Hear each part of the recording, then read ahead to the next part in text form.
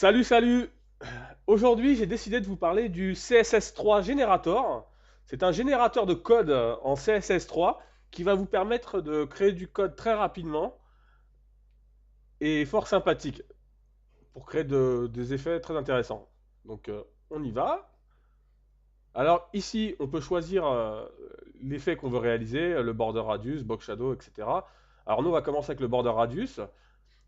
Alors, ici, ça nous demande si on veut faire des arrondis identiques de chaque côté, on va mettre non. Alors, ici, on a la possibilité de rentrer les valeurs. Ici, on a l'aperçu.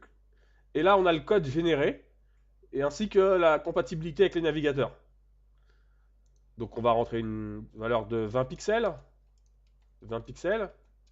1 pixel. 20 pixels. On a le code qui s'est généré, et les arrondis qui sont générés. Alors, bien sûr, on peut rentrer des valeurs différentes sans souci, hein. Et vous voyez que voilà, les arrondis se génèrent automatiquement. Bon, nous, on va prendre 4 arrondis identiques. C'était pour que vous puissiez voir que là, il n'y a pas de problème. On va copier le code. Voilà.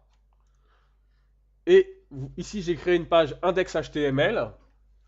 Tout ce qu'il y a de plus classique que j'ai sauvegardé sur le bureau. On va, on va y insérer le style CSS directement dans la page pour gagner du temps. Donc,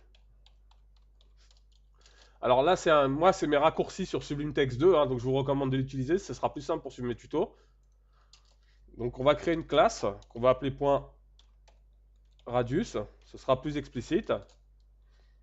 On va lui coller notre code.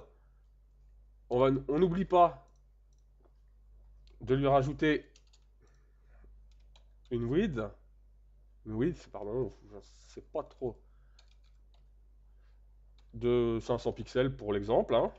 Peu importe la valeur, mais enfin il faut juste lui mettre une valeur pour que ça s'affiche. Pas oublier de lui mettre soit une couleur de bordure, soit une couleur de fond. Moi je vais mettre une couleur de fond, hein. Voilà, qui sera rouge pour l'exemple. Et on va donc créer notre div avec une classe de nom radius. On va mettre du faux texte pour que ça s'affiche. Alors là, c'est encore un raccourci de Sublime Text 2, hein. Donc lorem et tabulation. Donc sinon, vous allez sur le site lorem ipsum et vous recopiez du texte ou n'importe quel texte que vous voulez, hein. C'est juste histoire de voir l'exemple. Donc voilà. Et normalement, on devrait avoir, si je ne suis pas planté, voilà, nos arrondis. Ensuite, si par exemple on veut mettre un box shadow, c'est-à-dire une ombre à la div, là on rentre nos valeurs, 5, 5, 5, voilà, ça suffira. On a l'aperçu, hein. On copie notre texte. On insère notre valeur. On regarde. Et voilà, on a notre box shadow. Bon, c'est pas très esthétique, mais le but c'est juste de vous le montrer. Voilà, donc qu'est-ce que je pourrais vous montrer d'intéressant? Les transitions et transformations. Alors, elles vont de pair, hein. Les transitions, c'est la durée de la transformation en fait, pour faire simple. Donc nous, on va aller sur transform. Je connais pas très bien le scale, c'est le zoom. Je connais pas très bien toutes les propriétés, mais enfin, je vous laisse le faire vous-même. Nous, on va rentrer des valeurs. Le scale, c'est le zoom, compris entre 0,1 et 2. Donc nous, on va le mettre à allez, 1. Rotate, c'est la rotation en degrés, hein, 180. Translation, c'est les mouvements de gauche à droite. On va mettre 10 pixels. 10 pixels. Et puis là, on va mettre allez, 60, 60. Voilà, on a l'aperçu. On va copier le code. Ça, on va le mettre dans la. On va créer une deuxième classe qui va s'appeler radius